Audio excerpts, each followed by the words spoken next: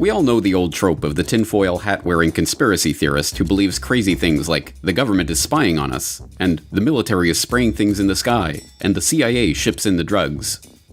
Except those things aren't so crazy after all. As it turns out, many of the old conspiracy theorist fantasies are actually true. Here are 5 examples of things that were once derided as zany conspiracy paranoia, and are now accepted as mundane historical fact. Number 1. The CIA ships in the drugs. The Central Intelligence Agency, the most well-known branch of America's shadowy intelligence community, features in a number of popular conspiracy theories. One of the theories about the CIA's dirty dealings that has been around for decades is that the agency helps bring illegal drugs into the United States. But this isn't just a theory. In fact, the CIA has been involved in drug running from its very inception. Just months after its creation in 1947, the agency began a relationship with the Corsican mafia that controlled the old port of Marseille in post-war France. That relationship involved a quid pro quo. The CIA would protect the mafia if the mafia would keep the communists from taking control of the port. In this case, protecting the mafia meant protecting their most lucrative business, which just happened to be smuggling heroin into the United States. This French connection thrived for decades, with the majority of the heroin in the US in the post-war period coming via France under the watchful eye of the CIA. From the Korean War to the Vietnam War and beyond, CIA-supported warlords used CIA-run airlines like Air America to ship heroin from the Golden Triangle at the borders of Thailand, Laos, and Myanmar. As even the New York Times reported, the agency prevented the Bureau of Narcotics and Dangerous Drugs from monitoring drug trafficking in the region. They even stopped an investigation into an Air America DC-3 loaded with heroin packed into boxes of Tide soap powder that had been seized on its way to the US. In the 1980s, yet more agency involvement in drug smuggling rings came to light. This time it was drug traffickers connected to the Contras in Nicaragua that received help from the agency. After the Contra-connected trafficking came to light, a Senate investigation headed by Senator John Kerry confirmed government complicity in the drug trade. As for the CIA, it's denied ever aiding or condoning drug smuggling. Reports were reaching the highest councils of our government, in the White House and in the Justice Department. There is no question of that. I can document that. The White House and Justice Department disputed Kerry's report at the time, but he still believes some government officials turned a blind eye towards drug dealing in the mid-1980s, after the time at the heart of Gary Webb's stories. In the 1990s, award-winning journalist Gary Webb traced the Contra's CIA-protected backers to cocaine shipments into the US, and, ultimately, to the crack epidemic of the 1980s. Stories of CIA drug running continue to be covered up almost as quickly as they are exposed. From the CIA Beach 200 that was apprehended in Nicaragua with 1,100 kilos of cocaine, to the crash of a Grumman Gulfstream II that had been used for CIA rendition flights that was carrying 3.3 tons of Colombian cocaine. Then there's the CIA's relationship with Afghan drug warlord Ahmed Wali Karzai in Afghanistan, and the admission that the Sinaloa cartel was aided by US agencies, and the recent confession that famed Colombian drug king Pablo Escobar worked for the CIA. At this point, the fact that the Central Intelligence Agency has facilitated drug running into the United States is one of the worst-kept secrets in history. I will tell you, Director Deutsch, as a former Los Angeles police narcotics detective, that the agency has dealt drugs throughout this country for a long time.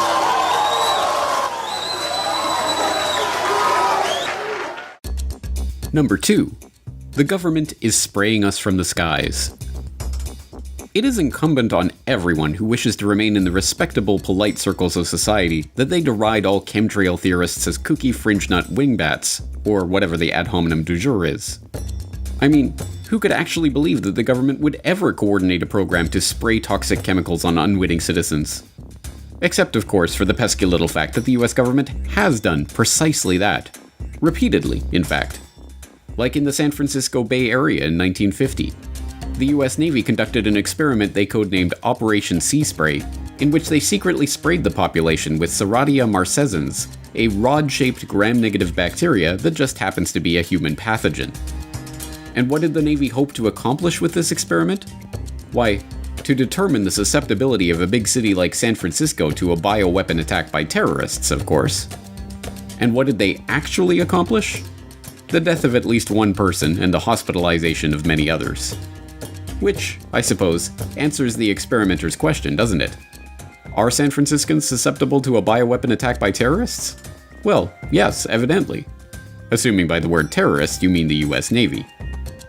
So surely this type of thing was just a one-off. They never tried something like this before or since, right? Right? Oh, of course they did.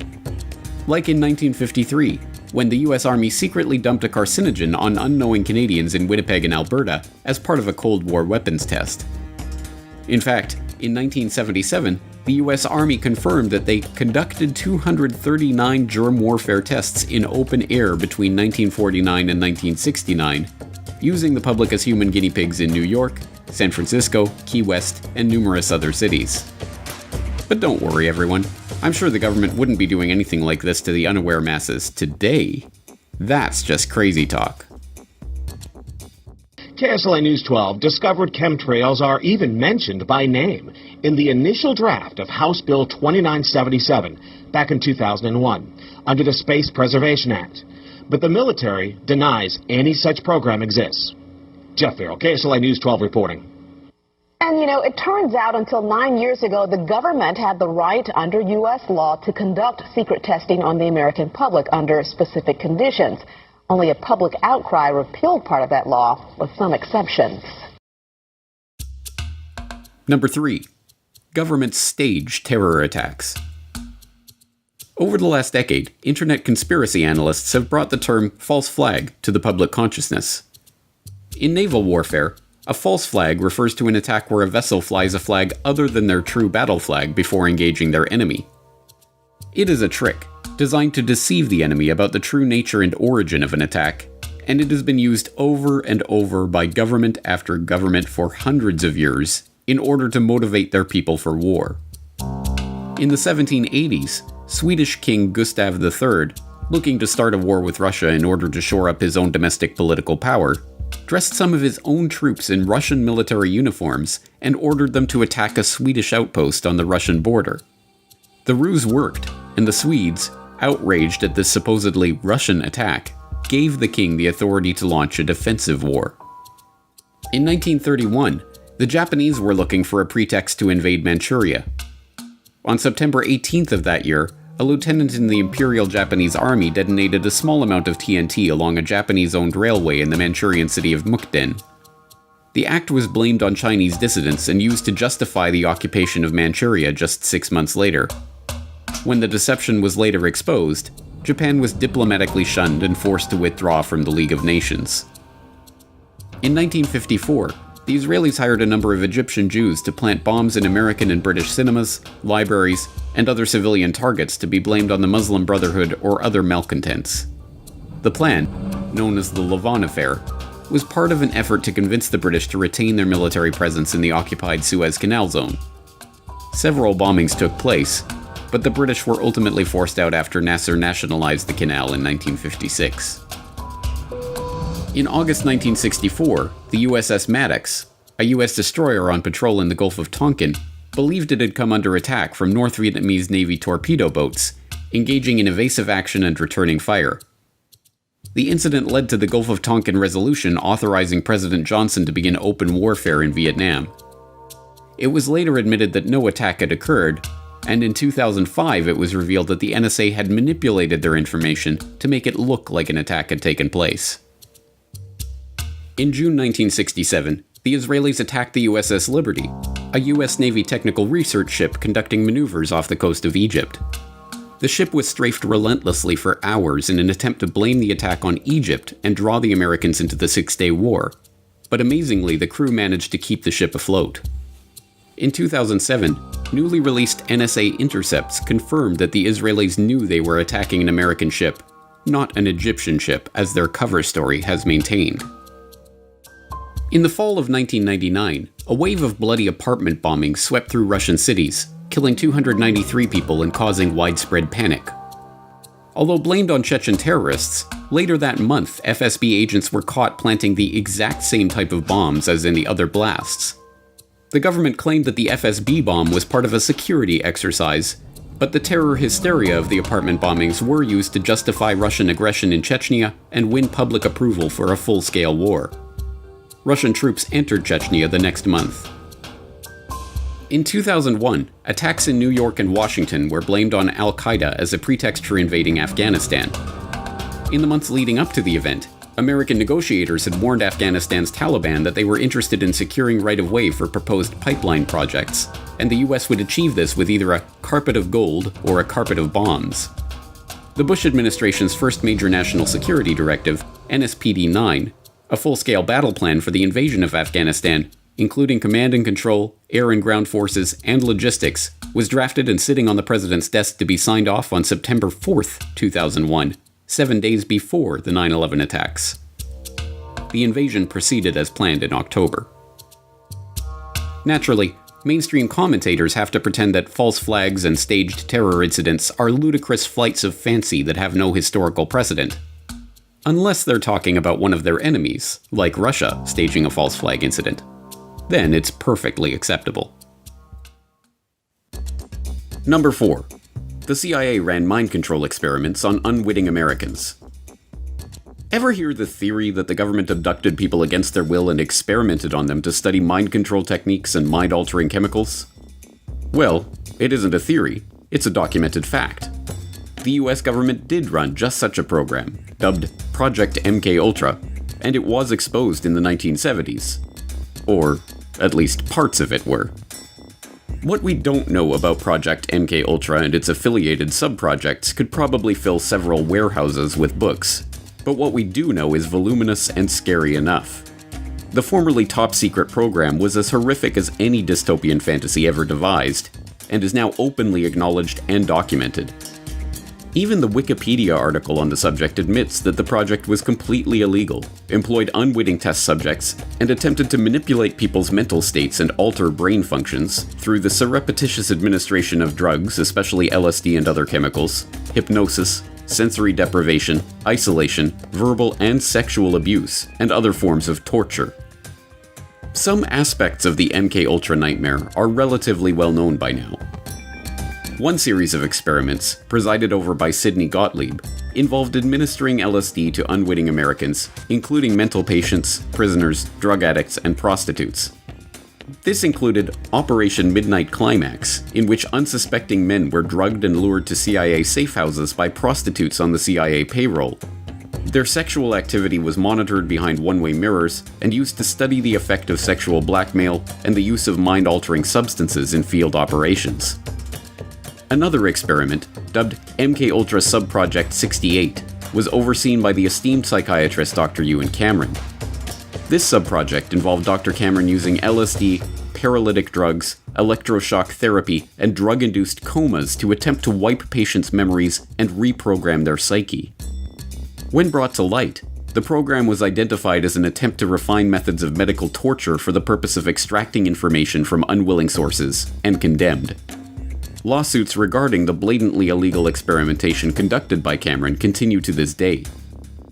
Yet despite CIA assurances that the program was scrapped in 1973, would the CIA ever lie to us? Documentary evidence continues to emerge that the program was far more extensive and horrific than the public was ever told. But simply pointing to the documented horrors that took place during the officially acknowledged period of the officially acknowledged program's officially acknowledged existence is enough to make even the most stubborn conspiracy deniers squirm in their seats. MKUltra would mostly be remembered for its drug experiments. I'm going to give you this cup that contains lysergic acid 100 microgram. Will you drink it? That's acid.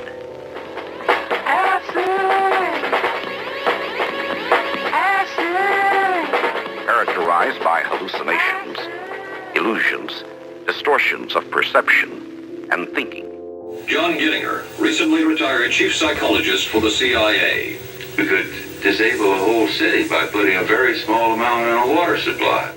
Everything from prostitution studies to poisons to top secret weapons like the heart attack gun grabbed headlines with sensational accounts of the CIA's sketchy techniques. Have you brought with you some of those devices which would have enabled the CIA to use this poison for killing people? Good evening. The White House disclosed today that the CIA's drug testing program on unsuspecting Americans had been more expensive than the agency had admitted. CIA secretly funneled money through scores of research foundations, colleges, hospitals, and clinics, including a $375,000 grant through the Geschicter Research Fund here in Washington. The complex and compartmentalized management of such a large project, through front groups and with the participation of countless agencies and institutions to carry out secret research, should be a testament to just how sophisticated and shadowy government science had become. There are names of doctors, there are names of officials, there are names of former and present CIA officials who were involved, names of hospitals, and depending on how you treat it, it could be sensational. Number 5. I don't like them putting chemicals in the water that turn the friggin' frogs female? You've probably seen the memes about it. It's one of the best known and most parodied conspiracy memes of recent years, constantly held up as an example of how utterly deranged and off-base online conspiracy theorists are. That turn the friggin' frogs gay. Do you understand that? Turn the friggin' frogs gay. Do you understand that? After all, everyone knows that chemicals in the water aren't turning the frogs gay. They're turning them female. Reports began to emerge on this phenomenon a decade ago, like this one from Live Science.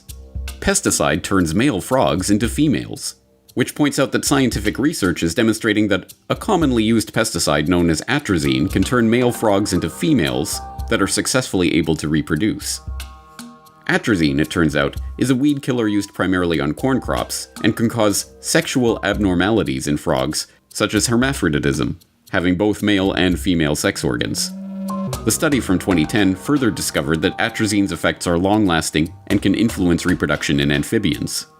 The results suggest that atrazine could have potentially harmful effects on populations of amphibians, animals that are already experiencing a global decline. And despite the steady flow of funny memes this observation has generated, this is no laughing matter. As study author Tyrone B. Hayes of the University of California, Berkeley explains, the study suggests that atrazine, which is banned in Europe, could have potentially harmful effects on populations of amphibians, animals that are already experiencing a global decline. Though there's no mention of the frog's sexual preferences, pesticides are admittedly bending the genders of amphibians. And to top it all off, since atrazine interferes with the production of the sex hormone estrogen present in people and frogs, the findings could have implications for humans as well. But it isn't just atrazine. Over the last century, mass manufacturing of plastics and other products have meant that our environment is now awash in chemicals called endocrine disruptors, which, a growing body of research suggests, interferes with sperm production and may impair human fertilization.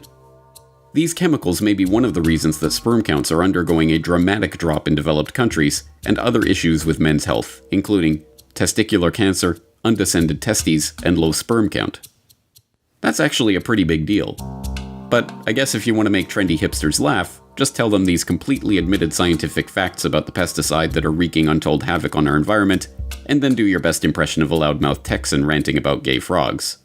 You'll have your friends in stitches. Just don't say it's a theory.